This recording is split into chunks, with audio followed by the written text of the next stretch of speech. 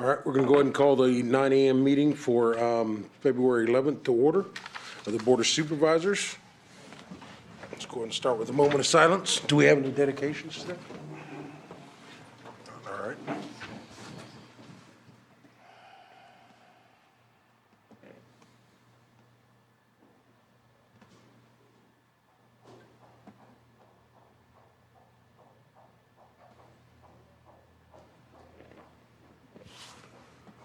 Okay, Lance, would you lead us in the Pledge of Allegiance? I pledge allegiance to the flag of the United States of America and to the republic for which it stands, one nation, under God, indivisible, with liberty and justice for all.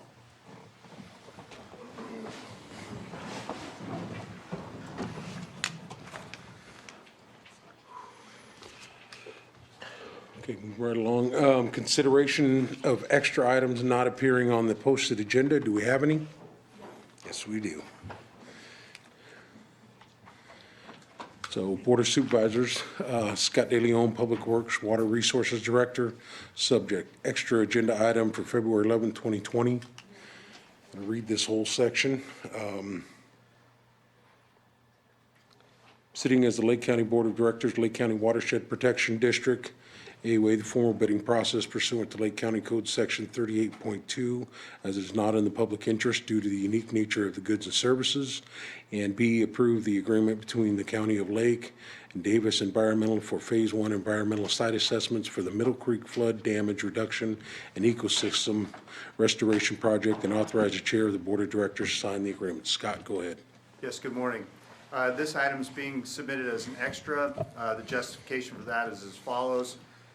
We were not able to get this information on the posted agenda because we did not have prices back from the consultants for the work that needed to be done. And then time is of the essence for this. The need to take immediate action is time is of the essence to get these studies done. This is for the Middle Creek Marsh Restoration Project as part of the property acquisition process.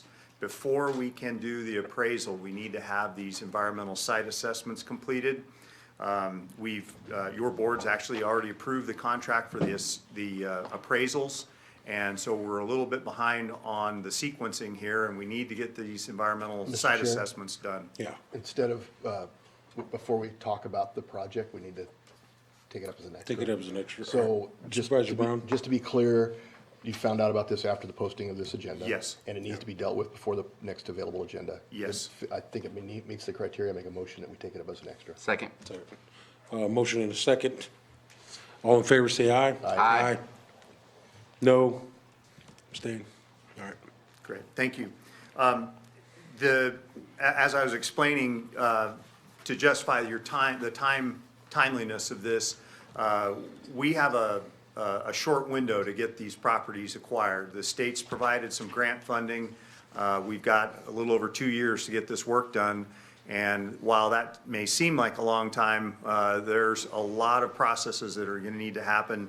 And we really need to be moving forward with this. As I explained, prior to the appraisals, we need these environmental site assessments done. In a nutshell, the site assessment is a review by a qualified professional. They evaluate surface, the ground, and they're looking for specifically signs of environmental hazards or environmental problems.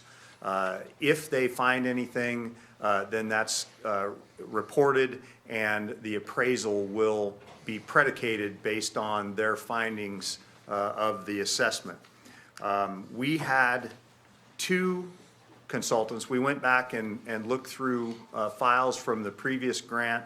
We had 2 consultants doing this work for us on the previous property acquisition process or sequence, the previous grant. We reached out to both of them because they both did excellent work for us back in 2012 and 13. And we did receive proposals from both of them. One of the proposals is in line with numbers from their previous work. And then the second proposal I felt was out of line. They're asking for $5,000 a parcel. My other contractor's at roughly $700 a parcel. So we've got a scope issue somewhere, and unfortunately, I just didn't have time before this morning's meeting to work that out. So what I've done is I brought to you one agreement with the consultant Davis Environmental. They, again, have worked for us in the past. They performed work on their previous grant, and they're ready to get going and prepared to get started with doing the ESAs. This is a two-part process. I'm asking you to waive the formal bidding process. And my justification for that is, number one, time is of the essence. We really need to get moving on this. This is a specialized type of work. This consultant has worked on this project. They're familiar with all the requirements. They're familiar with the properties. And if we were to go through the CSB process, it would likely take at least 2 to 3 months to prepare an RFP, go out for proposal, and go through the process. And it's, again, because of the unique nature and the lack of firms that would be interested or qualified to do this work, it's likely we'd end up with these two firms after that process, which, again, is going to delay everything by 2 to 3 months, and we just really can't afford that. So that's my justification for waiving the formal bidding process. And if you concur, we're asking that your board, sitting as the board of directors, approve the agreement with Davis Environmental. And with that, I'll be happy to answer any questions. Supervisor Spatier? So if I'm correct, there's something like 57 properties or around then that we're looking to acquire that are left over from the previous purchase that we had? That's correct. And what we did is we grouped properties together and basically split them. Davis has about 30 parcels, properties that we've given them. GHD has the other half. And so, yes, we have about 57 properties left to go. Okay. No, and I appreciate you bringing this to us.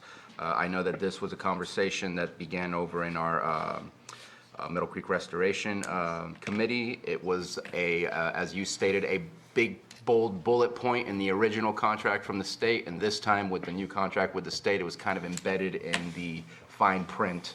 And so putting this to make sure that as we're moving forward with Paragon to do the appraisals and the purchases of the acquisition of the properties, this is absolutely necessary. So I appreciate you bringing this up to the board and everything else that's been happening to make Middle Creek Restoration Project move forward. Supervisor Brown?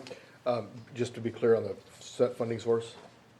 State grant funds. Yeah, it's totally the grant funds designed specifically for this. So Yes. it's not general fund or anything. I just want to make sure Yes. that was. And it's a line item within that grant. Right. The acquisition process and consultants, it's a line item within that grant. So this is It was 100% grant It was funded. anticipated to Yes. begin with, yeah. Okay. Okay, if there are no more questions for the board, any public input on this item? Okay, if not, we'll bring it back to the board for action. Anita, did you have something? No, I was just going to remind you about the waiver of the bidding process, but I'm sure you would have remembered without me. All right. Okay, there are two motions. Mr. Chair, I move to waive the formal bidding process pursuant to Lake County Code, Section 38.2, as it is not in public interest due to the unique nature of the goods or services. Second. Motion and second. All in favor, say aye. Aye.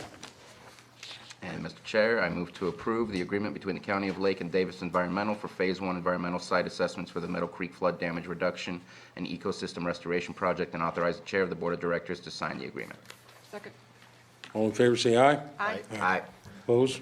Thank you very much. Thank you, Scott.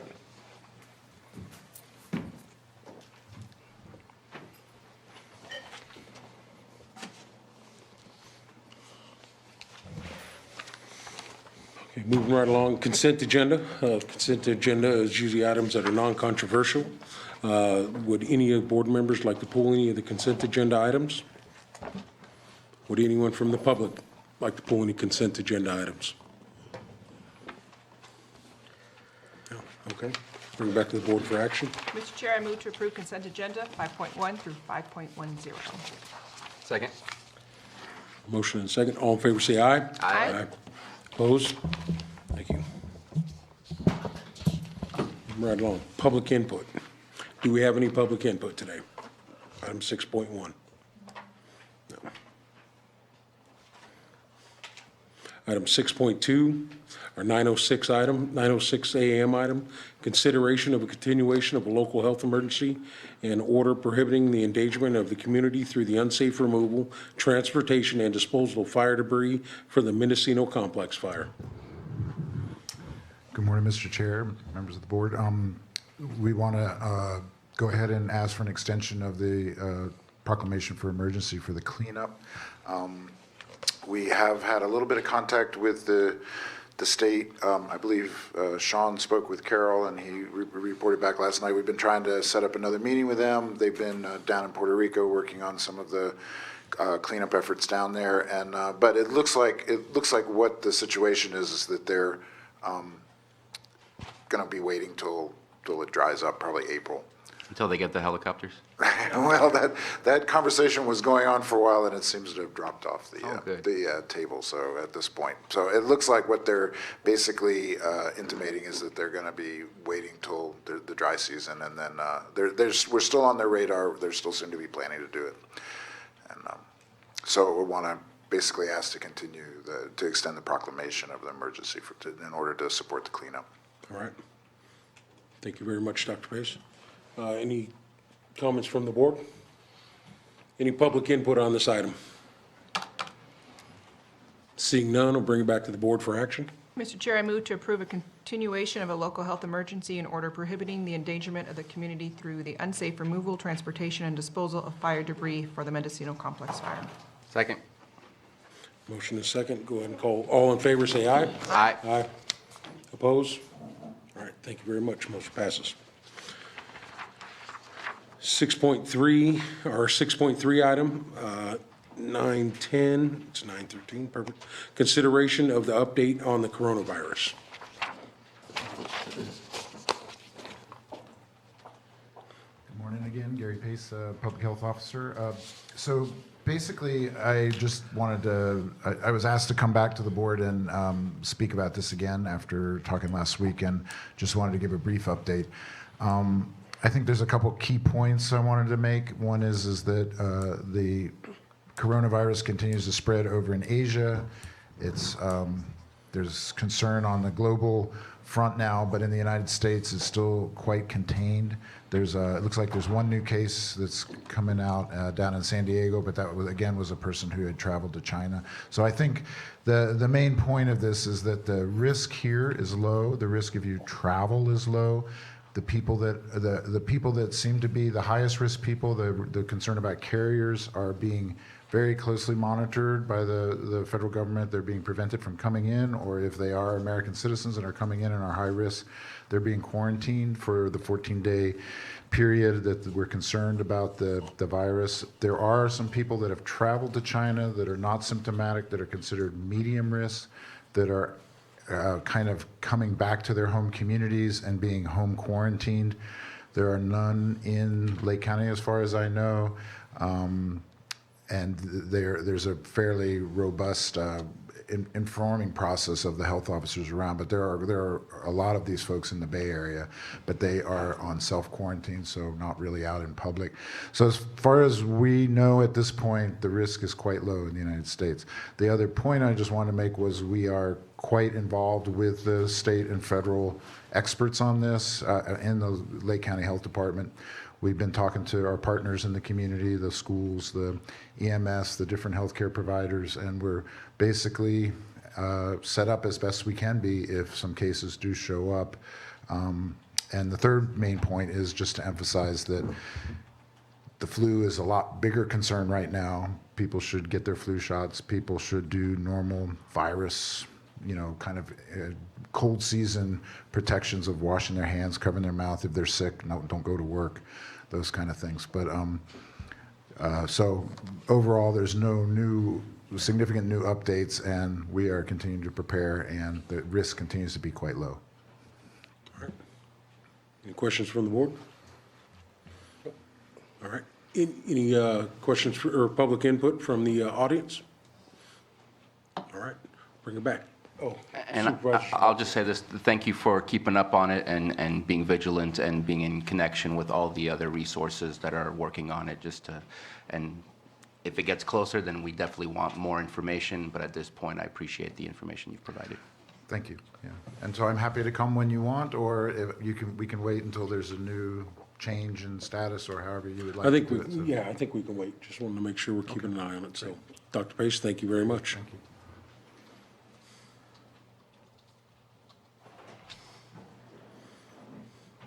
Okay, item 7.1, Supervisors' Weekly Calendars. Tina? Go ahead, Tina. Okay. I'm going to give a report. Supervisor Sabatier asked about the Airport Land Use Commission. We met last week for the first time, I heard, in many years. We chose a chairman, Tom Lincoln, and I'm the vice chair. Scott DeLeon spoke on the completion of the runway crack repair and slurry seal project and the opening of the new Pilot's Lounge. And the next important repair that we'll be focusing on will be the apron area on the south side of the runway. The estimate cost of this repair is $1.5 million. We're looking for grant funding and help from the FAA to provide money. As we discussed, also the FFA provides a large sum of money to Lamson Field that goes toward capital improvements and help maintain the safety of the airport. In the return, the county is responsible for making sure that the adjacent property is being used for compatible aeronautics activities. We'll be looking at other California airport operations to see how they handle the enforcement of compatible land use requirements to make sure that we are not going to be in jeopardy of losing funding.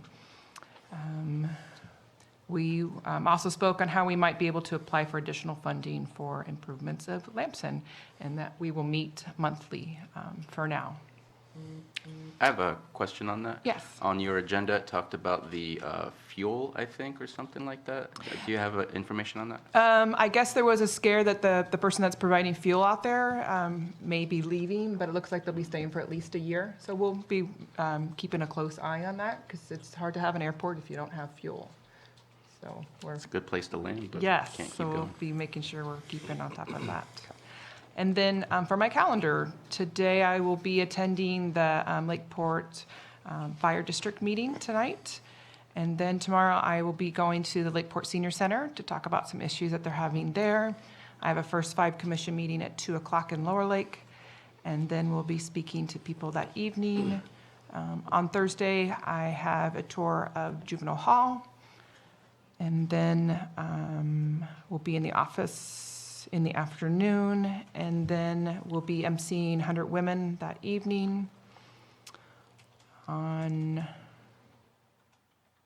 Friday, I have some meeting with constituents about some projects in the community.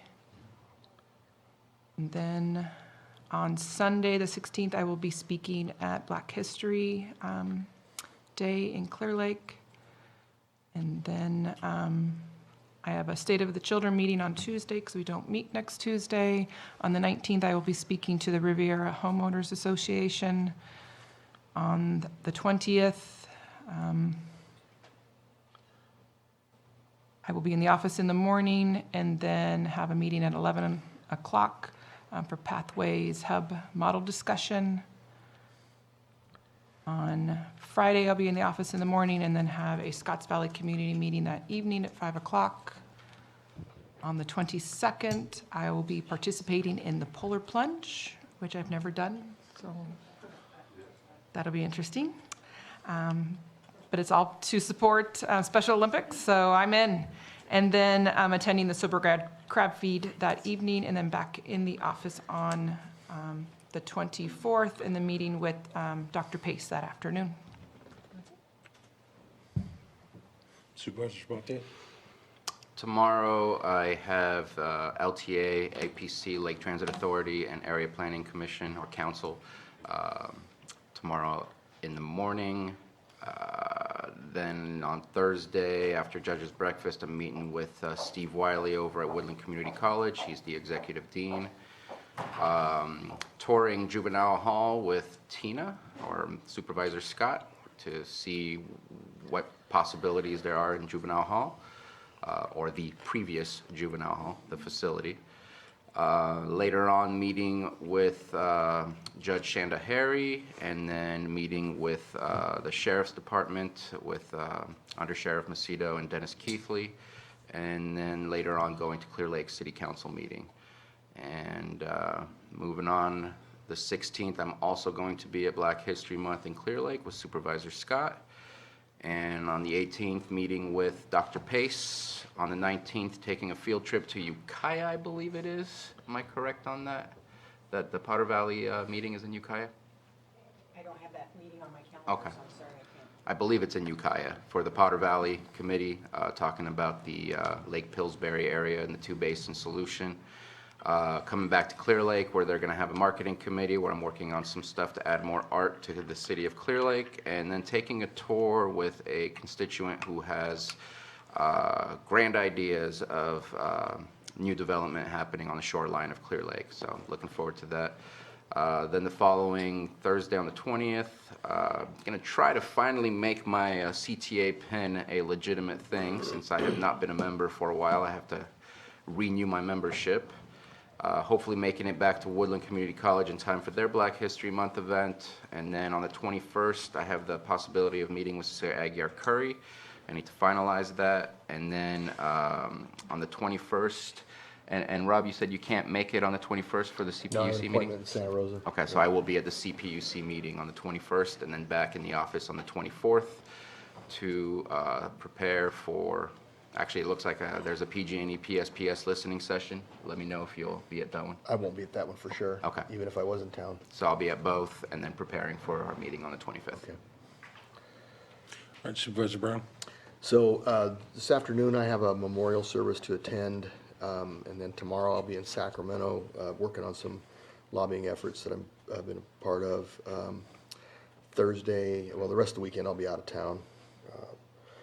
On Monday, I'll be out in Rivieras and, well, the 4 benefit zones to flag and mark the properties that have been identified as hazards by those communities, and then make it easier for the contractors to come out there and know exactly where it is by seeing the flags. So, and then I have a couple of other meetings scheduled through the week, the rest of that week, with staff, and out of town appointment on Friday the 21st, back in the office on the 24th. All right, thank you, Supervisor Brown. Obviously, board meeting today. Later on this afternoon, have a meeting with a constituent down in my district later on this afternoon. Tomorrow morning, Lake Transit Authority Area Planning Council, Supervisor Sabatier in Lower Lake. Also, tomorrow night, Lower Lake Action Committee, their annual shrimp feed. We'll be attending that tomorrow night. Thursday morning down in my district during the morning, and then later on that evening is the math meeting. Friday, have my office hours in Lower Lake, and have a meeting with Dr. Pace on Friday. This weekend I will be attending a radio show, Dr. Green's radio show on KPFC on Saturday. Sunday the 16th, I don't have anything. President's Day, I think we're, Risk Reduction Authority is what I have on the calendar, the RRA meeting. May have moved that to the 24th now. Did that get moved, Mr. Chair? I was just checking with staff on that. You know, I don't think we, I'm checking on that. I think we did for you. move it. I think we may have moved that meeting, might be on the 24th. Agenda review will be on Tuesday, Carol? We'll do that Yes. Tuesday or Wednesday? Yes. Okay. Do Tuesday, 19th, just down in my district. Thursday, have the State Board of Fire Services meeting over in Sacramento. And then Friday, we have both meetings on the CPUC meeting, and we have also the PSPS on the 21st. And then I will also be attending the PG&E PSPS listening session on the 24th. And back for the board meeting on the 25th. Mr. Chair, regarding Did I the miss PS anything? regarding the Yeah. PSPS committee meeting, which is at 1 o'clock in the afternoon on the 21st of February here, we'll be getting a press release out on that one too. That's a Okay. public meeting that we know there will probably be a lot of interest in. All right, thank you, Carol.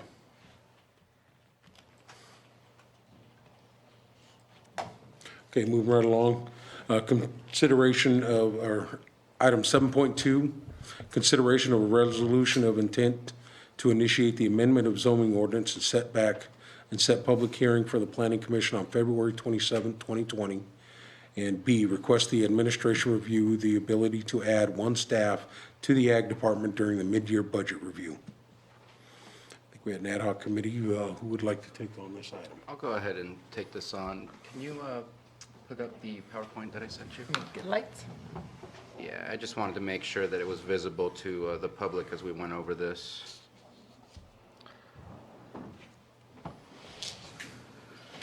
And so I want to thank everybody that was part of the ad hoc committee. I thought that we had some really healthy and constructive conversations, and I think we moved fairly swiftly through the process to get to this point. There was a lot of conversations about the difference between high THC cannabis, low THC cannabis, and I think we came to a really solid proposal here. So what we're offering to do is a zoning ordinance amendment that would add a zoning permit in Chapter 27 that allows for somebody to go to the Ag Department. They would say, I'm interested in doing hemp. The Ag Department would say, well, we need to see proof of your zoning permit. They would then go to the community development, find out exactly what's needed for the zoning permit, and here are some of the details.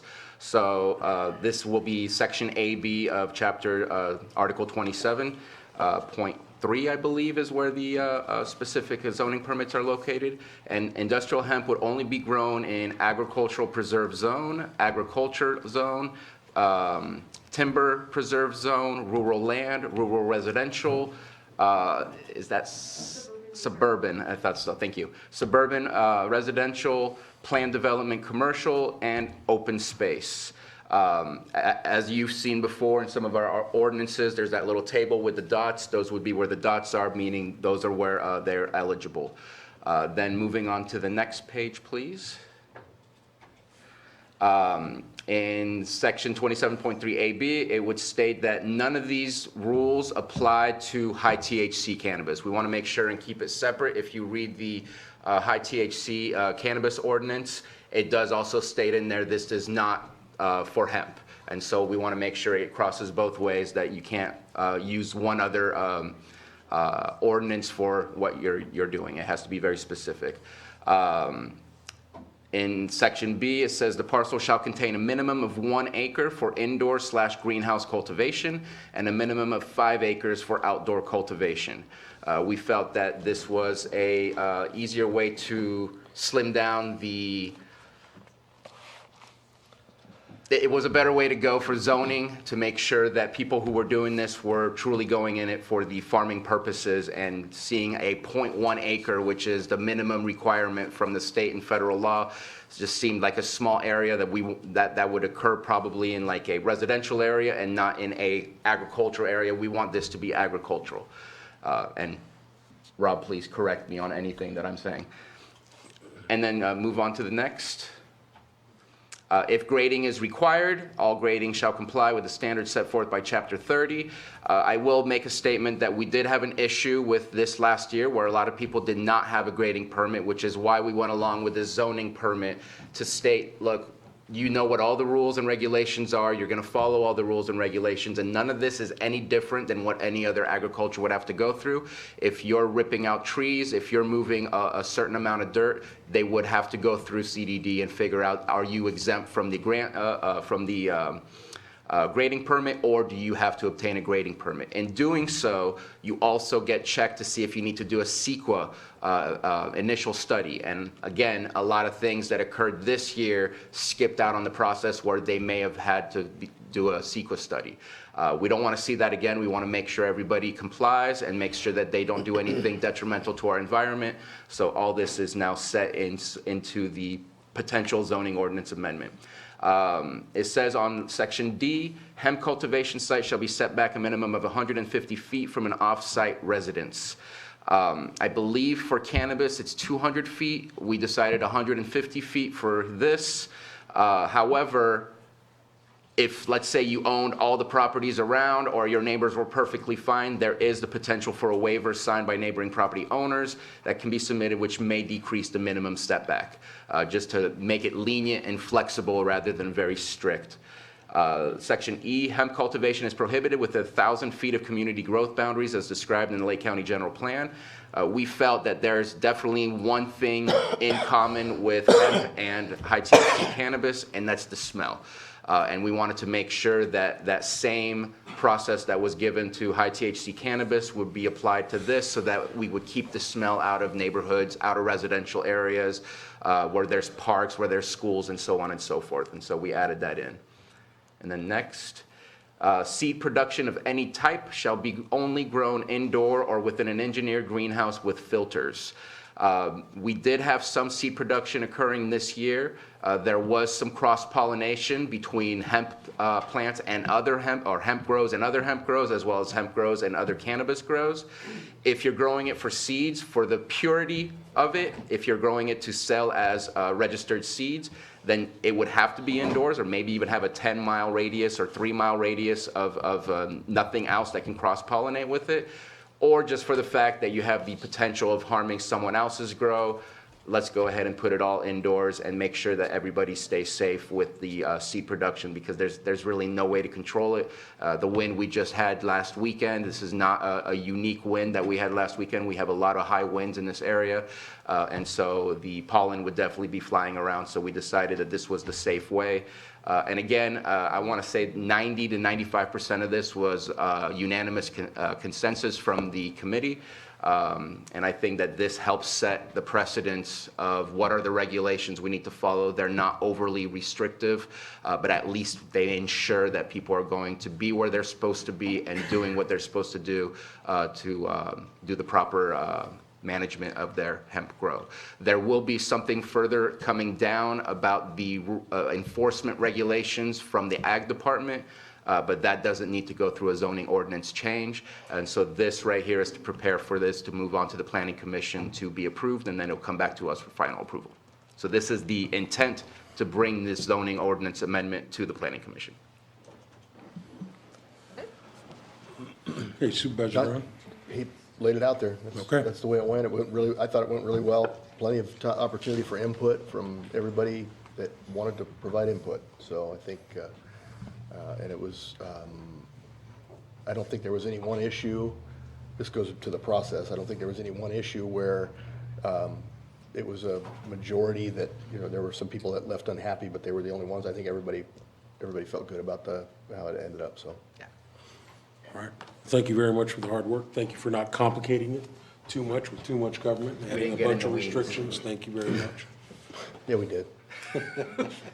We got into a lot of weed, A lot of weeds. yeah.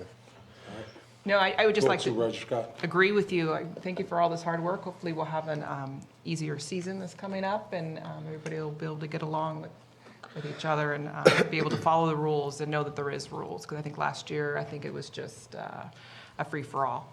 So thank you for doing this. And I did miss one portion, since Section B does make a request from the ad hoc committee for personnel for the Ag Department. Their experience last year was somewhat harrowing, in the sense that there is so much to go and look at and see what's happening, that they did not have the manpower or people power to go out and do all the work to inspect. We know, and it needs to be recognized, that, we saw some articles about it happening, I think it was in Kern County, hemp could be used as a loophole for people to not go through the normal cannabis process. We want to make sure that that stays split, and we need to make sure that people are doing the right thing with their grows. And so the inspection portion of it, the enforcement of it from the Ag Department, needs to be more robust in order to ensure that they're going to be able to check on these grows. Again, this is not in front of us, but as an example, we have discussed adding a test of the plant prior to the state regulations, which is supposed to be 15 days now before harvest. Testing it earlier to make sure, hey, if it's earlier, we're going to catch that it's cannabis, because if we catch it 15 days, they're probably going to harvest it, and it'll be gone before we can take some action. So there's certain parts where unfortunately it puts our ag department, it throws them into the cannabis world when they haven't been thrown into the cannabis world. And so there's certain enforcements that we want to look at and ensure that it not only protects us from making sure people are doing the right thing, but it also protects fair business practices and so on and so forth. So just that was one of the reasons for the request. And I would like to suggest that we look at using cannabis tax dollars to be able to afford that personnel. Cannabis tax is a general tax. It was voted in for law enforcement, water quality, environmental protection, and education. And I think that this personnel would fit in with environmental protection and enforcement of law enforcement. Supervisor Brown? So we need to have the discussion, but I think we need to look at a couple of things. One, I think I would like to hear Anita's assessment of, I'd like to give her time to do it, you know, not just here now. I think we have time till the budget hearing, budget. 2 weeks from today. Yeah. So to see if it's appropriate for that tax use of that money for this. Using We cannabis can, for him. yeah, we can make a connection, but there's also, you know, a perception of that we're making a stretch, and I want to eliminate that perception. If we can do it, then, you know, we'll talk about it, but I don't expect to have that happen right this minute, so. Fine, next board meeting, I can have something in writing, not a problem. Thank you. And I absolutely agree that we should not use it for what the voters did not anticipate it being used for. Yeah, and then the other thing, before we open it up to the public, Yeah. I would, you know, first of all, the public input was very helpful. There are some specific people that I think added to the demeanor and the conversation, and from the private side was Brenna Sullivan from Farm Bureau was very helpful to us. And our staff, Steve and Janice and Michael, and thank you guys for being here at each of those meetings and answering a lot of questions. I think it went very, very well as a result of that. And not that you weren't missed. We did miss you, Anita, but it was nice to not feel like we needed to have council there the entire time to keep us in check. But I choose not to be hurt by that. no, well, I'm That was just a glad- compliment. I'm just glad that we didn't have to have you take away from your other busy schedule, so hopefully we did everything right. And just to finish that up, also to Hank Lesher and Lance Williams as well Yeah. for being the industry experts to help us understand what's the needs and understand what's the repercussions of our Yeah, decisions. thank you for that. That's true. They were here for that. Okay, with that, I'll go ahead and open this up to public, if there's any public input on this item.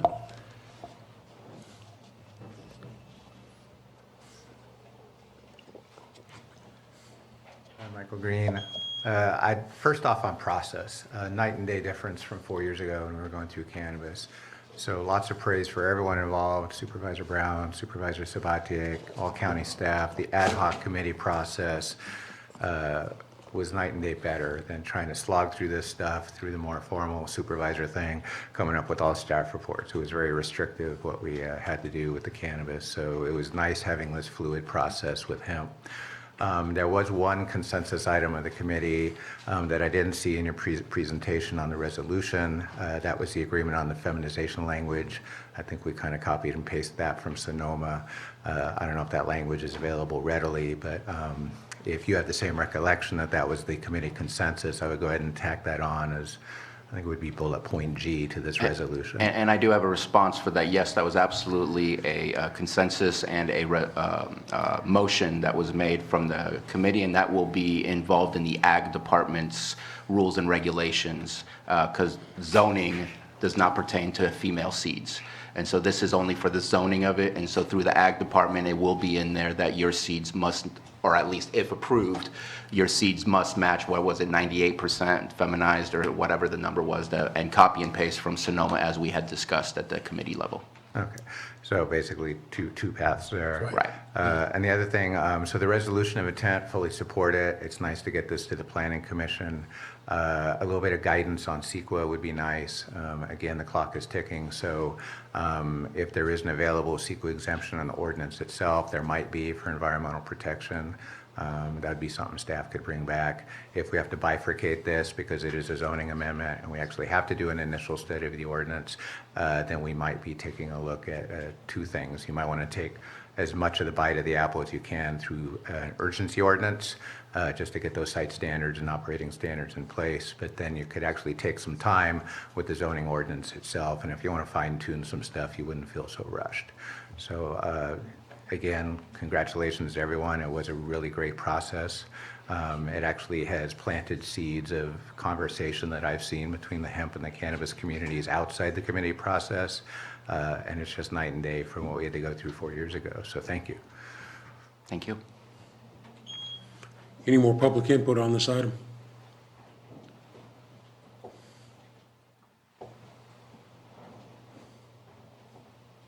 Hello, Chair. Want to echo the thank you to Supervisor Sabatier and Supervisor Brown for putting the time in, and everybody else who was on the committee. It definitely has bridged a lot of communication and given a lot of guidance. I said Can you give us your name, please? Erin McCarrick in Clear Lake. Yeah. I had two questions. The first one is about, and maybe this is when the planning committee deals with it, is the processing, hemp processing and manufacturing within the community growth boundaries. If it's an odor situation, those two are odor producing. So just a question. I don't know if that's for the planning department. I just will respond by saying I don't think that that was even part of our discussions of the aftermath of the harvest. Okay. I would suspect that there's already rules and regulations for certain things, but for any kind of agricultural product being produced into an actual product that can be sold. And maybe that's a continuation of a conversation to have because the ad hoc committee is not dissolved quite yet. We still have more to discuss. Actually, we'll be meeting, I think it's March 6th, if I'm correct. And so maybe that could be brought up, but not a part of our conversation that we've had thus far. Of the last meeting that we had, we did talk about it a little bit as far as the relationship, and Michael can probably weigh in on that, but I think you're right, there are zoning requirements already in place for that type of operation that we talked about within and how it affects growth boundaries. Like we used the example of Chase Winery. You know, remember that? Right. That part of the conversation, yeah. So, Okay. Michael, did you want to? Was that your recollection as well, or? Yeah, I believe we did talk about, I can come up. Yeah. Is that okay? Yes. We did talk about, a little bit about processing. We talked about wineries, Mike Lindell, Community Development Director. But in terms of the hemp, there are different regulations in the certain zoning districts, depending upon which zoning district, once this is moved forward and approved for the zoning permit process, it'll identify what areas they're able to grow hemp. There's various zoning districts, let's just use agricultural, for example.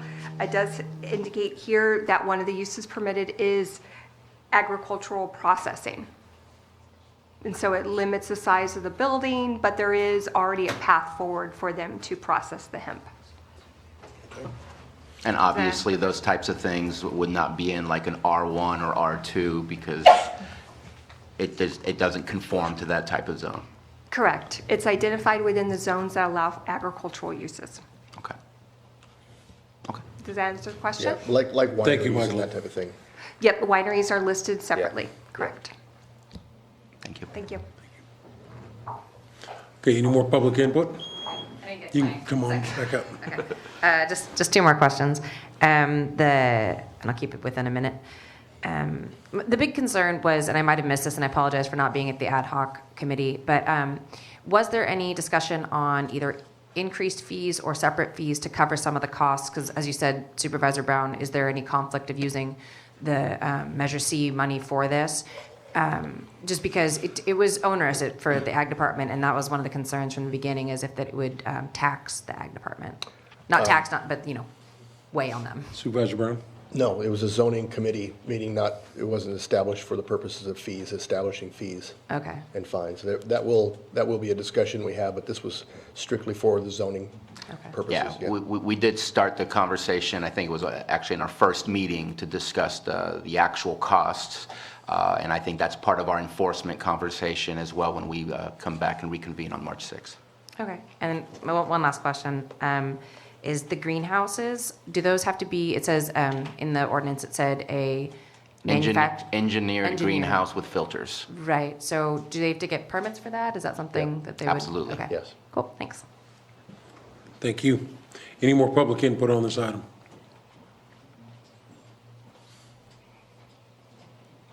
Steve Pachek, Lake County Commissioner. It's going to be interesting for us to, when the zoning laws come into play, people have permits with us at various levels at various times of the year.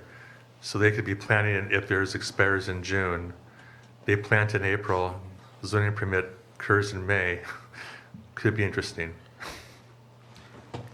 And I think it's all about planning and making sure that we advertise what the process is once the process is finalized so that people are aware as to what steps they need to take. Because you have some people who frankly have less than 5 acres and they want to grow outdoors currently. Are they going to be out? I'm just saying. It could be interesting. Okay. Well, it is what it is at this point. Yeah. You know, we can always modify things or change it as need be, you know, it's not the Constitution we wrote, it's an ordinance that can be amended, so. Kind of like the Constitution. That could be amended too. Yeah, well, yeah, a little tougher. I don't think we go back, take it back just for that purpose. I think it's worth, actually, that could be brought up at the Planning Commission. The Planning Commission would be the place to make any amendments Yeah. for that, so that would be actually not a bad place to bring that up. They could do that. Okay.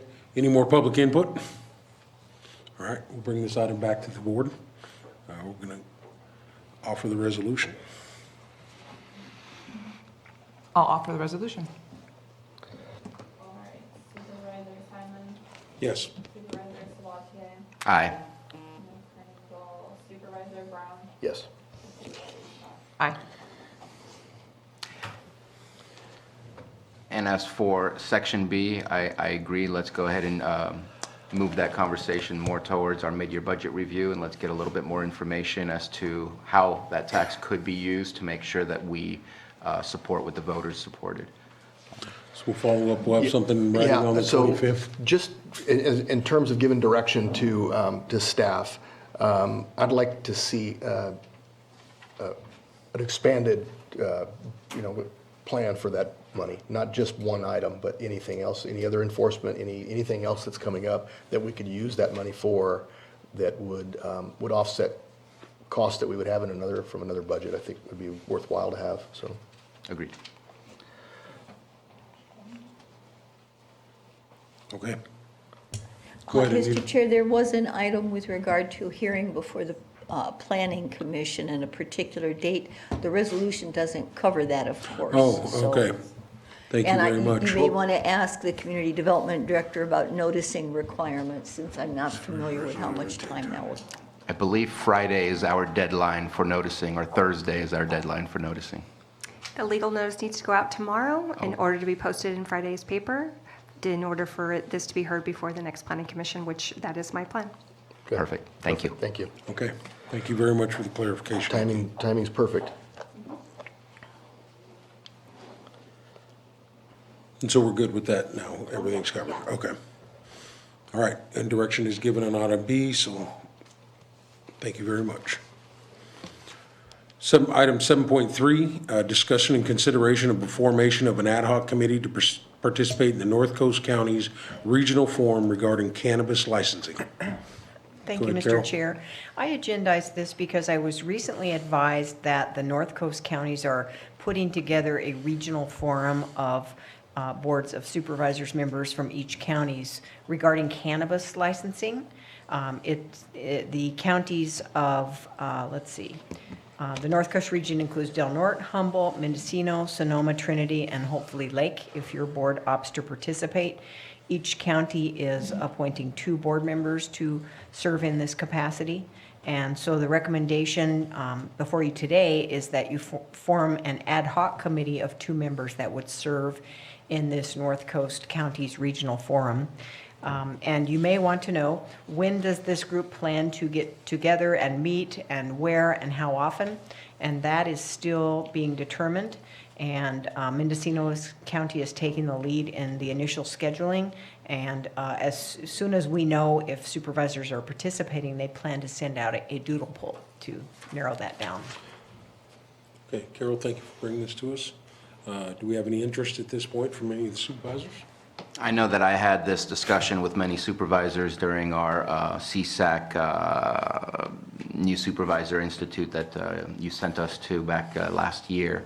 I've had a couple emails back and forth, but I have not followed up on it, so I'm actually happy that this is happening and that we're being invited to that. I think that we can learn from other people's experience. It doesn't mean we have to match that experience, but I think that everybody's new at this and everybody's thrown a different dart at the wall to see how it works. And I think partaking in a much larger conversation is going to be healthy for us as we keep moving forward. So I would love to be on that committee. I have a question. Supervisor Brown?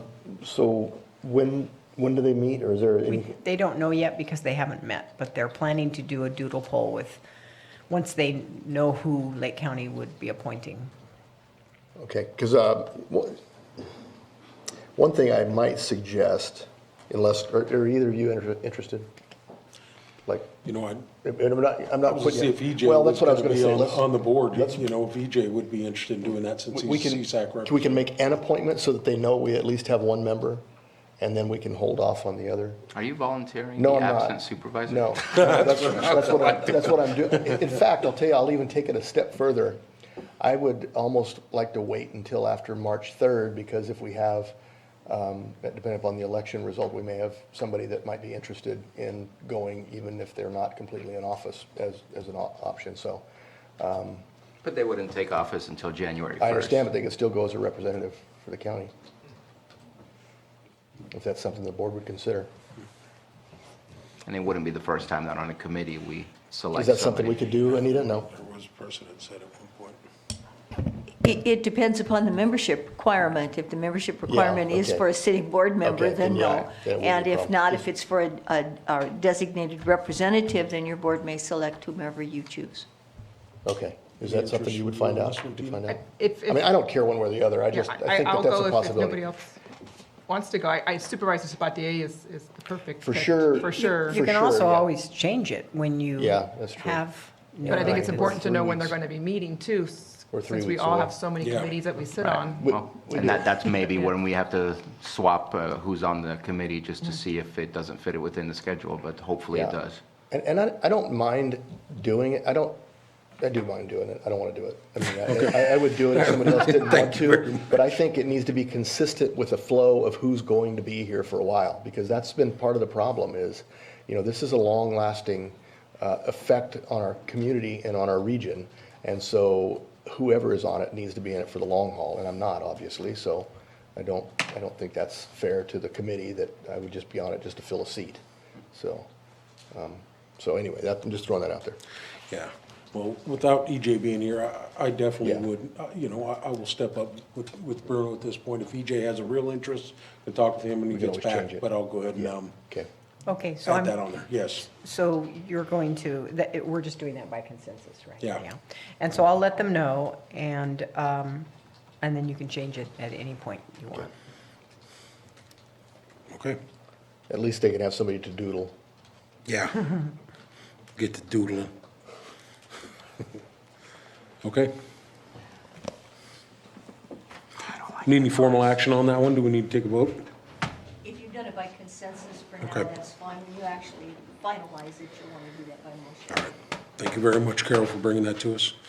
Item 7.4, consideration of agreement between from the County of Lake and Clear Lake and Clean Lakes, Inc. for the Aquatic Vegetation Management Program for fiscal year 2019-20, and authorize the chair to sign. And Mr. Chair, there's a request to pull this item from Oh. the agenda. Water Resources plans to return with this item at a subsequent board meeting. No specific date, the 25th? No maybe? date at this point. Okay, Possibly the 25th, but not for sure. okay, moving right along to item 7.5, consideration of following appointments. We have the Maternal, Child, and Adolescent Health and the Advisory Board. Oh, sorry about that. Maternal Child and Adolescent Health Advisory Board, and the Middletown Cemetery District. Supervisor Sabatier? Would it be possible, I have not spoken with, unless one of us has spoken to EJ, but the one for the Maternal Child and Adolescent Health Advisory Board is from Clear Lake Oaks, so just wondering if we can pass on that one and wait till Supervisor Crandall's back to make that approval. To the board. Let's do the other one real quick while I Okay, look at number something 2 on is that. the Middletown, Try to pull that up. Judith Kaufman for the Middletown Cemetery District. I have attended the meeting, I have spoke with her. She is stepping in a place. We did have someone who passed away at the Middletown Cemetery District, and they are replacing that person. That's your motion? No, if someone would pick that up for me, I'd greatly appreciate it. I move to approve Judith Kaufman for the Middletown Cemetery District. Second. Motion second. All in favor, say aye. Aye. No? Motion passes. We're going to be pulling the item for, So, are we interested in pulling the item? yeah, so here's the thing, and I respect that. I think if, here's what I would have expected to have had. If Eddie wanted it pulled, he had the agenda, and he would have asked for that to be pulled. Not having it pulled, I think, implies move forward with it. A lot of these committees, we have the Behavioral Health Advisory Board that can't meet because we don't have people, so I don't want to put anybody in that situation. So I'm going to move that we approve this application for April Gambra. All right, there's a Second. motion. Second. All in favor, say aye. Aye. Opposed? Motion passes. Thank you. Okay, that should take care of all of our items on the agenda. Go ahead and go to closed session. We have 2 items. 8.1, conference with labor negotiator, chief negotiator, AMLOG negotiators, Carol Hutchison and Pam Samek, and employee organizations, LCDDAA, LCDSA, LCCOA, LCEA, LCSEA, and LCSMA. Item 8.2, public employee evaluations, title Community Development Director. At that point, we'll go ahead and go into closed session. We will take a 5-minute break. All right. Okay, was there any action to be taken out of closed session? No action taken. Then I'd like to offer a second extra item to the agenda. This is for need of immediate action to fill the vacant position of Community Development Director. This came up after posting and requires immediate action before next posting. Second. All in favor, say aye. Aye. Okay, Move to appoint Scott De Leon as interim Community Development Director, Second. effective tomorrow morning, Second. February 12th. February 12th. Yes. Salary. Okay, so you guys can work that out and bring that back to the, For the 25th? yeah, I don't want to make that, you know. Okay, is there a second? Second on that. All right, there's a motion and a second. All in favor, say aye. Aye. Aye. Opposed? Motion passes. Okay, that concludes our agenda for today, and we'll go ahead and adjourn the meeting February 11th, 2020.